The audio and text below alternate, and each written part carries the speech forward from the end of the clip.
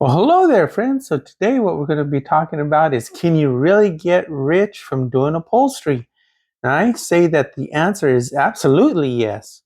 Okay, so I think that if you follow me in this video, I'm going to share some of my personal experiences with you, as well as stick around till the very end, or I guess it gets better as the video goes on.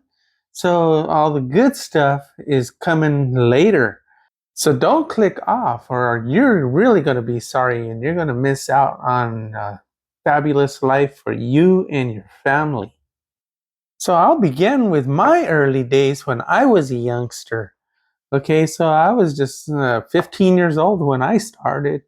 I was working for an uncle who had an upholstery shop, and he never really wanted to teach me too much. So actually, on my first car that I did the seats on it, and it came out really nice. But you know what? He didn't teach me how to lock a stitch. So over time, the stitching started coming apart. So that's something that I had to learn on my own. Something so simple as that. So just believe me when I tell you that, if you're getting frustrated in the beginning, never, ever, ever give up. I also have one of those videos that you could check. So in my early days, okay, I thought I was trying to do everything right. Okay, so I was going out there and I was pounding the pavement. I was out there looking for work. I mean, I even rented buildings and everything, right? So I can start my upholstery shop. But you know what? I needed the work. And I'm going to explain to you that everything that I tried at the time when I thought I was doing it right, I was actually doing everything wrong. Now that I look back at it all these decades later. So, one thing I want to get into your head right now is, one thing that I found out early on is that you can't make money doing work for poor people. Okay, so that's not, I don't take it the wrong way. I have nothing against poor people. This thing I'm saying is that they can't give you money. Okay, so you're going to put forth all your effort. Okay, you're going to be paying materials and overhead or whatever it is that you're doing, but you know what? If they can't afford it and you still want to do it for them, that means that your price has to be really low for them to be able to pay for it in the first place. And you know what? You're just spinning your wheels. So, we love poor people, but you know what? They can't help us get rich. It's just a simple fact. Okay, so when I first started out, I thought the right thing to do would be for me to do car dealers, because there's a lot of car dealers out there when you live in the city, right? So I thought, okay, well, car dealers can keep me busy. Okay, but they did. They kept me very busy. But the problem was, is I was struggling, even though I had so much work. You're trying to do something mobile. You're taking all your tools with you somewhere to go work on their car lot. Okay, so your time, your gas, your effort, all of that, and for what? So because they're wholesalers, they only pay half the price of what retail pays. Okay, so like I said, some people's logic is, okay, so you make a little bit of money, but they give you a lot of work. Okay, so you're always busy, so you're gonna make some money, I guess. That's what they're thinking. But you know what? Over the decades, it took me a long time to understand this, but I never understood why I would work twice as hard for half the money. Okay, so now it's so obvious to me. I didn't have anybody to teach me any of this. That's why you're so lucky to be able to hear something like this from somebody like me. So another way to stay poor, okay, in your struggle is to wait for work to come to you. Okay, so maybe you try to get your word of mouth out there. You're printing out flyers, you got your business cards, you're handing out business cards. Okay, so you're trying to get your name out there. Okay, and you're waiting, The phone is not ringing.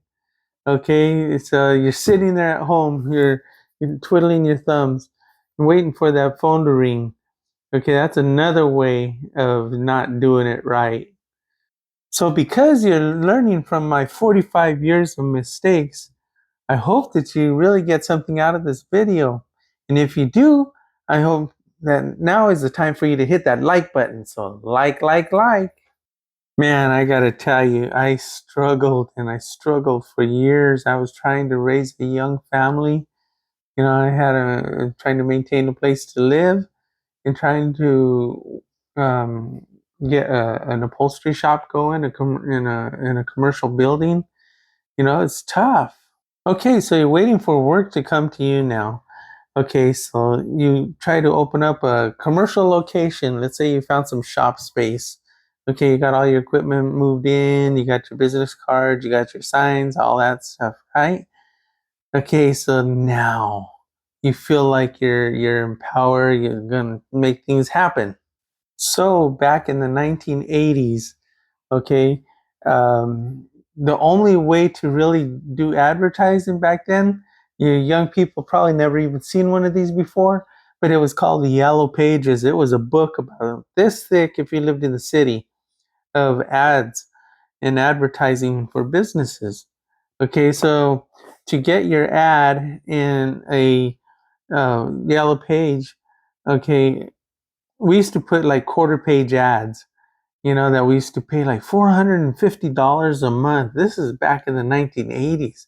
That's probably like equivalent to about maybe $3,000 today, right? Okay, so for 450, 550, 600 bucks a month, you got yourself a yellow page ad. Okay, so with that, okay, you didn't get a trickle of phone calls. And, that's why we used to do it back then, because there was no internet. Boy, how things have improved, okay, and it's going to make things much more easier for people today that want to get started. So we have the internet. Okay, so with the internet, okay, you're reaching people all over the place. Okay, so this is worldwide. Okay, then if you're a local in a city or a small town, worldwide doesn't help you that much. Um, I get people asking me all the time if they can send me stuff. But you know what? I don't do shipping, so I can't accept something from some other state somewhere and then spend the time packaging up a seat that weighs, 75 pounds in a box or a crate or something like that and send it out somewhere. Is that, just not practical. Okay, but the internet for your area, I gotta say that I get business with my website, okay, and get yourself registered with Google and Google Maps, because that's where people are going to find you, because they're always going to type in upholstery shop near me, and then that's when they find you. Okay, so when you get set up with the internet, man, this is going to make things just so much easy for you.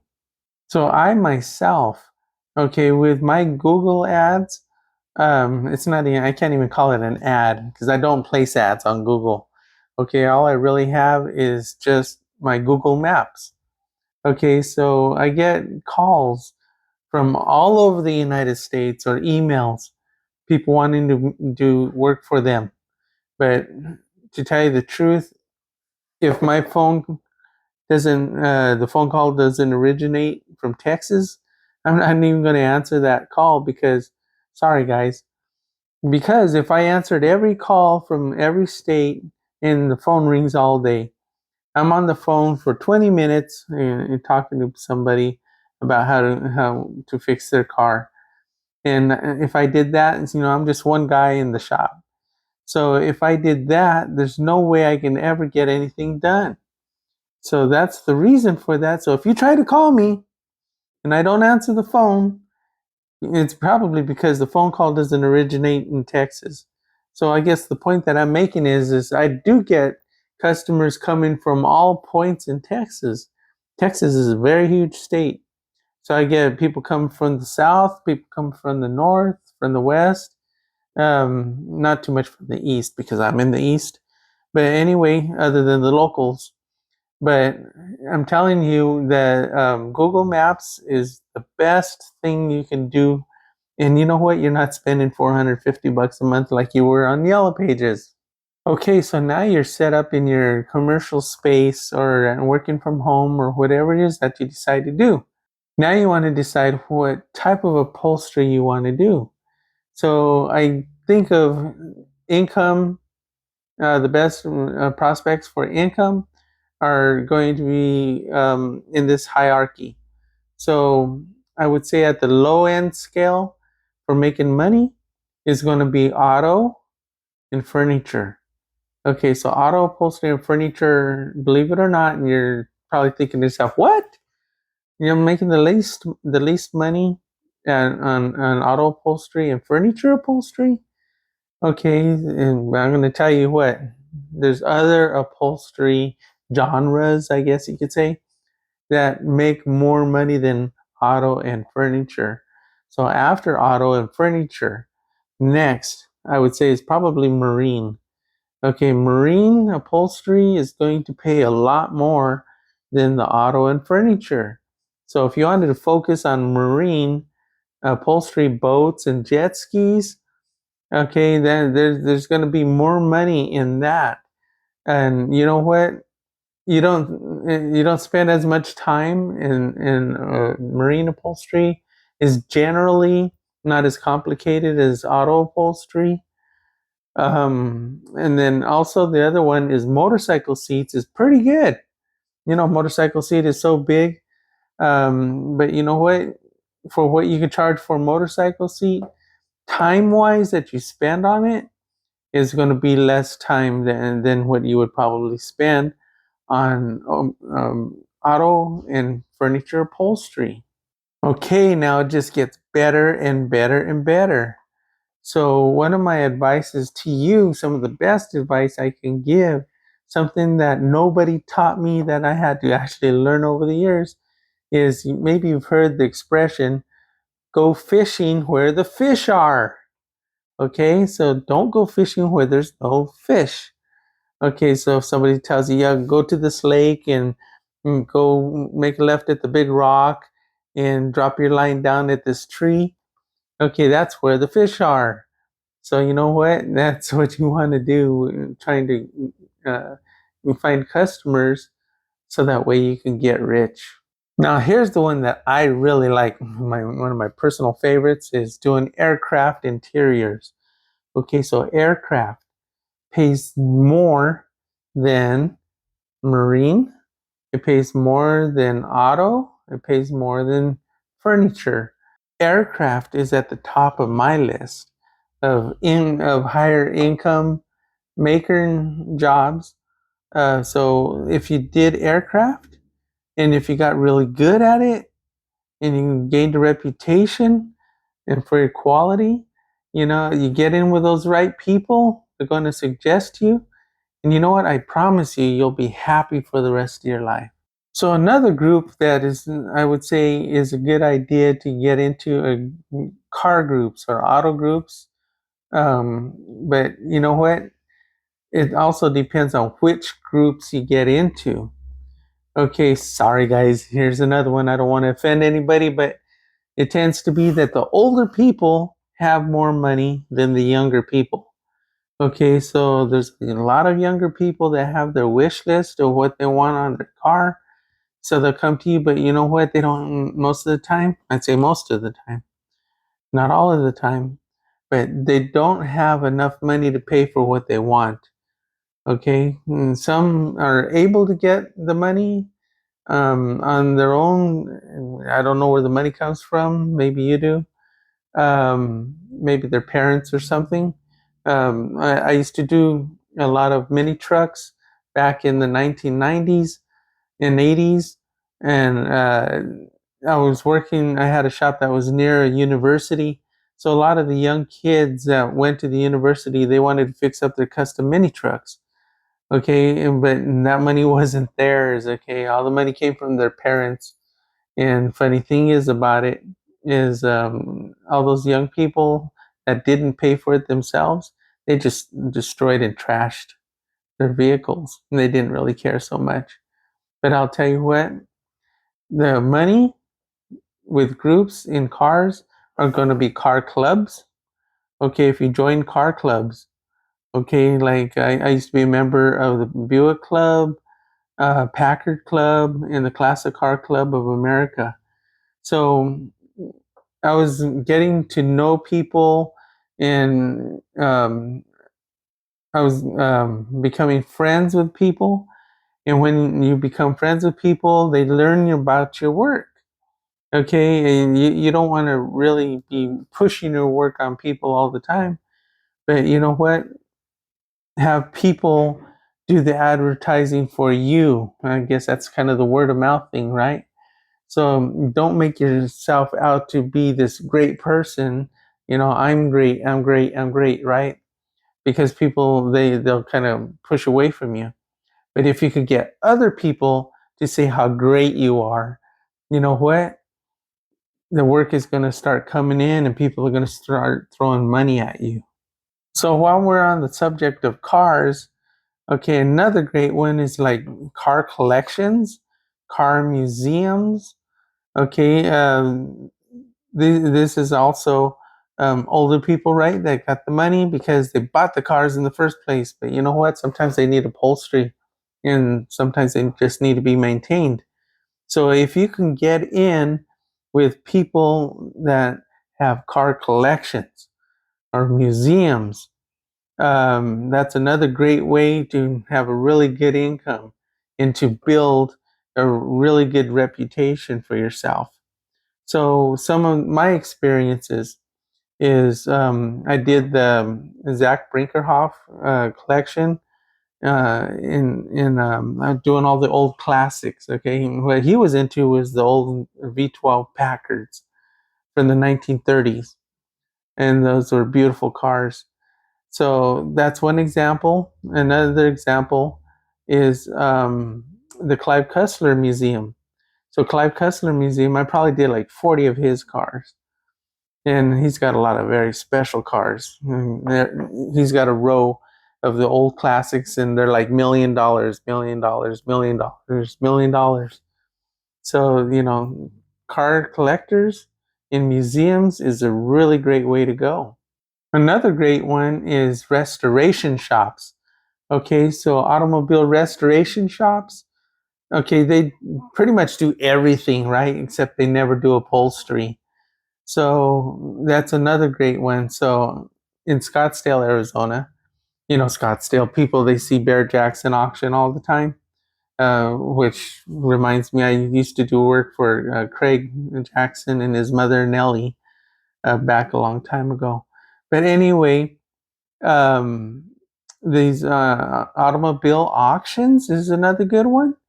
But the car restoration, they need interiors because they'll paint the car, they do all the mechanical, and they make a brand new car again, but missing the interior. They need the interior. I even have one car that's in the Peterson Automotive Museum in Los Angeles. So I'm telling you, you get in with the right people and you can get it done. Another auction company that I did a lot of work for was Russo and Steel Auction. Okay, out in Scottsdale, Arizona. Drew Alcazar out there. I probably did maybe 40 of his own personal Ferraris, you know, so that's what I'm talking about. You get to know the right people, and they're going to just keep you busy all the time. The other one is, you know, I've done a lot of work for famous people. So, you know, names. Let's just say that, you know, people that are well known, I have done a lot of work for in the past. So guess where we're at now in our road to success? Okay, we're in the reputation and trust now. Okay, so people are throwing money at you. You got people recommending you. People know your name, so you got your reputation. And the way you got your reputation with these particular groups of people is because they have your trust, because you know what? You came through for them. So now when you're around these people, okay, people that are in the high caliber of craftsmanship, just like you are, okay, at this time, people that do car restorations, people that run museums, people that run auction companies. Okay, one thing that I've always done is I've always asked people to give me their opinion on what is their secret for success. So, a couple examples that I have is um, the guy that did all the restoration work for the Zach Brinkerhoff collection that I mentioned earlier with all the old Packards. And one time I had asked him, because he was successful, I said, "Well, tell me, what is the secret to your success?" And you know what he said? He said, two words: uncompromising quality. So I thought to myself, that just stuck with me. And if you look on my website, it's on my website today. And on the front page right there, it says uncompromising quality. So it's still with me all these years. I mean, it's decades. It's 40 years. 40 years later, okay, after I had asked him that question, it's on my website today. Another great piece of advice that I got from somebody because I asked them was Drew Alcazar that I mentioned earlier from Russo and Steel Auctions. Okay, he used to buy and sell cars. The old Ferraris from the 1960s is what he really liked. And I asked him, I said, how do you know that you're buying a nice car? And what he told me is, first thing that he does is he opens up the glove box and he looks at the condition and the quality of the glove box on that car. And he says that's enough for him to know that the rest of the car is going to be really good. He said, because if somebody took the time and the patience and the quality to make the glove box nice, that means that the rest of the car is nice. Okay, so now go to and be active in those car club meetings, okay, in those auction parties. Get out there and be seen. People will recognize you because of your reputation. Okay, and when that happens, I guarantee you, new people that you're going to meet, they will give you a chance. And for those who haven't seen my website yet, and for those of you that have, I'd like to invite you to go to my website, rudolphsupholstery.com. Okay, and you're going to literally see 45 years of my work there. Okay, just keep in mind that I have hundreds of pictures on my website of my work. Also check my Rudolph's Virtual Museum for my biography that has even more pictures. Um, Keep in mind, I didn't take pictures of everything I did.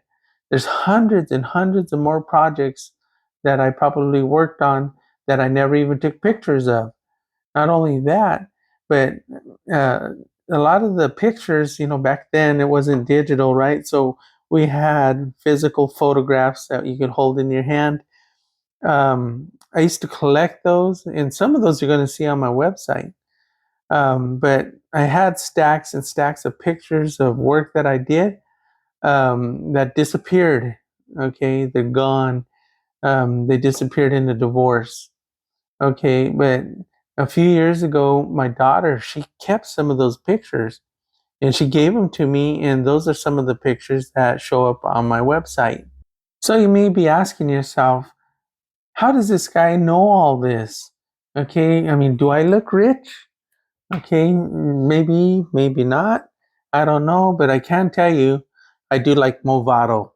Well, I do have to say that I do have all of these experiences. Everything that I relate to you is something that I've actually lived through.